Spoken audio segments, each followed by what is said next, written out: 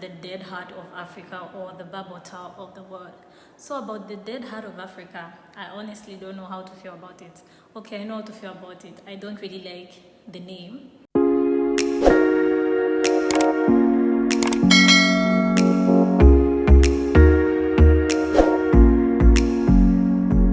Hi guys, welcome back to my YouTube channel. This is Get to Know Zambia with Kay. Today we are talking about the nicknames in different African countries.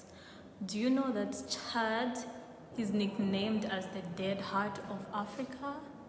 And it's also known as the Babel Tower of Africa, of the world actually, the Babel Tower of the world.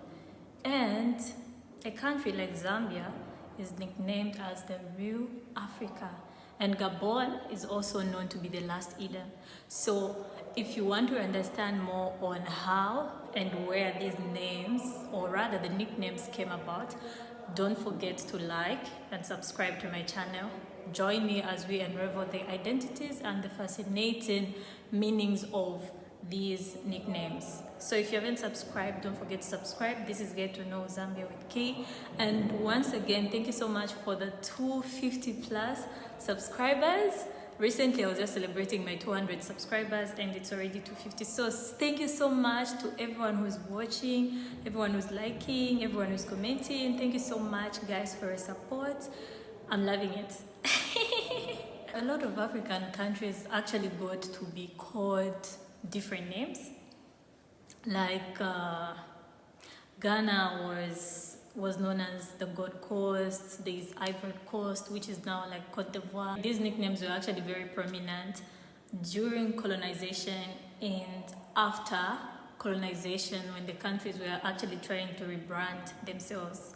A lot of countries actually rebranded themselves in a way of promoting maybe a more positive and fascinating or engaging, nickname. It's a thing of, okay, we've passed this struggle, we've passed this point, let's now go ahead. So as we go ahead, we rebrand, we give ourselves a new face and a new identity. So you actually get to see these countries changing and rebranding their nicknames to other names which would describe them and give them a better identity which they prefer themselves.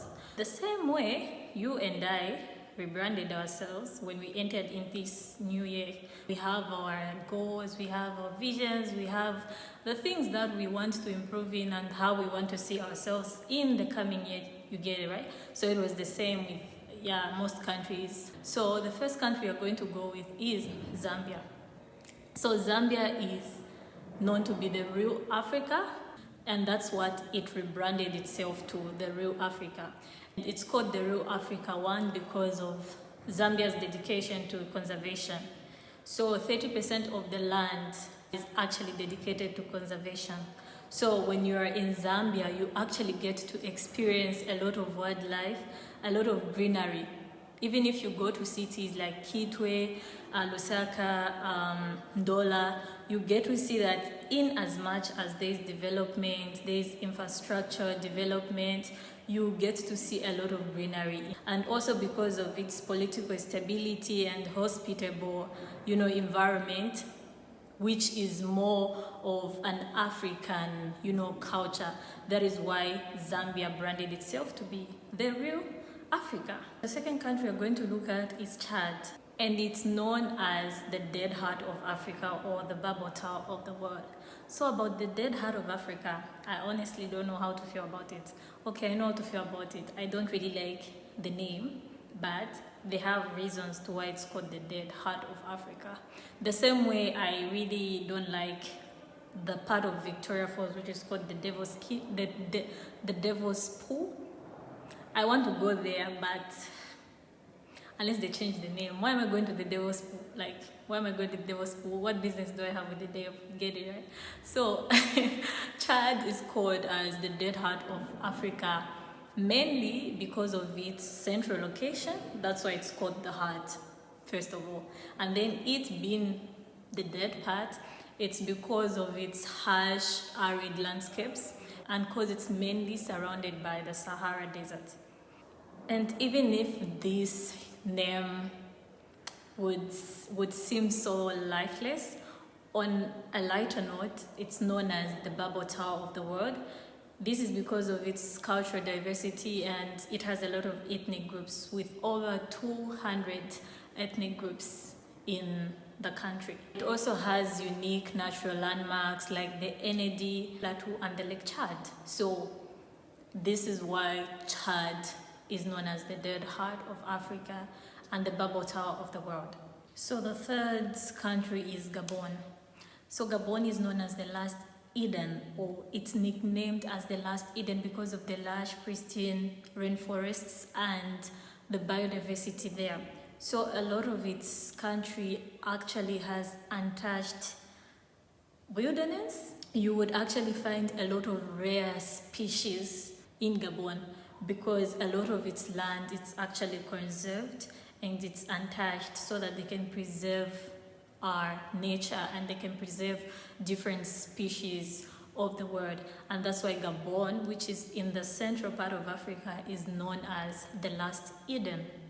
Nice name.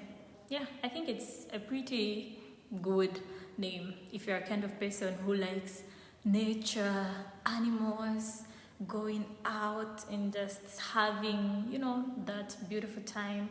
I guess you can go to the last Eden in Africa, which is Gabon. Then the other country is Burundi, which is in the eastern part of Africa. Burundi is nicknamed as the heart of Africa, and it's also nicknamed as the land of drummers. You get. But since there are a lot of hearts in Africa, we are going to focus more on why it's called the land of drummers. So the heart of Africa is usually based on the location. It's also known to be the land of drums because of the drumming culture of the country.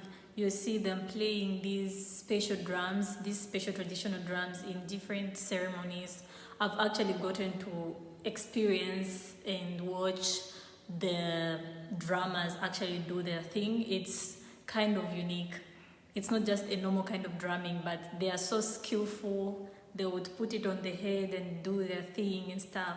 So because of how drumming is embedded in their music and in their culture, Burundi has nicknamed and rebranded itself to be the land of drummers. So if you want to go to Burundi, I think that's one of the things, different things and unique things you would actually get to experience and enjoy and just admire. So yeah, a pretty good name, I guess. Then the next country is, okay, someone should correct me. Do you say Tanzania or Tanzania? Someone to correct me, because I hear some Tanzanians say it's Tanzania. I hear some of them it's Tanzania. So if you guys are watching this video, just comment down in the comment section if it's Tanzania or Tanzania. So Tanzania has also rebranded itself to be the land of Kilimanjaro. Yeah, everyone knows Kilimanjaro. If you don't know Kilimanjaro, you're gonna be arrested, because why don't you know Kilimanjaro? Because why don't you know Kilimanjaro? So yeah, Tanzania is known as the land of Kilimanjaro because of Kilimanjaro itself being there, and also because it is the tallest mountain in the whole of Africa, and it's actually attracted a lot of trekkers, adventurers who actually move to the peak and just have their moment. Some people like, you know, trekking, hiking and everything. They enjoy those things. So Tanzania has actually branded itself because of that natural wonder, which is Kilimanjaro. Apart from that, they are actually so rich in wildlife. Like, they are so rich. They have this park, it's called the Serengeti, and they also have like the Ngorongoro crater. I hope I'm pronouncing it well. Yeah, so the Serengeti is also a big deal. I think at some point it actually connects with Kenya, so you would experience all the big five in there, and this is what Tanzania is called. Yeah, a pretty good name. I wish to go to Kilimanjaro one day. I don't know if I'm gonna hike up to the top, but even just seeing the beauty of the mountain is enough for me. Yeah, So that's Tanzania. Tanzania, potato, potato, tomato, tomato, same. The next country I'm going to talk about is Ethiopia. Ethiopia is nicknamed as the land of origins, mainly because of its status as one of the oldest civilizations of the world or in the world, and also because of it being home to early human life. It's also the birthplace of coffee, and you would actually find a lot of historical landmarks such as the Axiom and the rock churches in Lalibela. So yeah, great nickname, and definitely would want to visit. So the next country is Kenya. Kenya is known to be the cradle of humanity. So you know what? When life is tough, when life hits you left, right, and center, go on a cradle, and you find that in Kenya. Yeah, it's such a pretty nickname. So it's known to be the cradle of humanity. One, because of its significant archaeological sites, and also Kenya is known for its wildlife.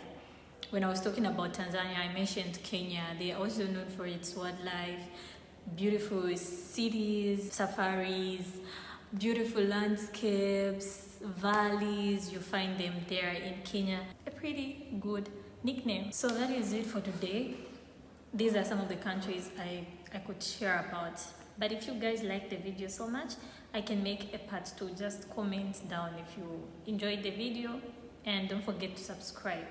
So these are like some of the nicknames, and you could see that some were really based on location, some were based on what's really in the country or what the country can offer as a way of branding themselves, because branding is such a big deal now.